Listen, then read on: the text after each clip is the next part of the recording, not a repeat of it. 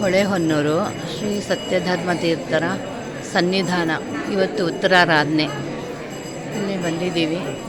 ಇಲ್ಲೆಲ್ಲ ಅಲಂಕಾರ ಸೇವೆಗೆಲ್ಲ ರೆಡಿ ಮಾಡಿದ್ದಾರೆ. ಅಲಂಕಾರ ಪಂಕ್ತಿಗೆಲ್ಲ ಬ್ರಾಹ್ಮಣರಿಗೆ ರೆಡಿ ಮಾಡಿದ್ದಾರೆ.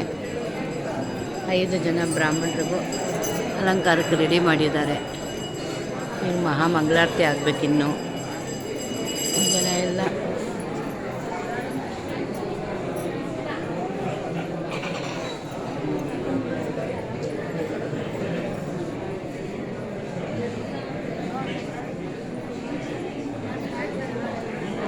ಪ್ರವಚನಗಳು ನಡೀತಾ ಇದೆ.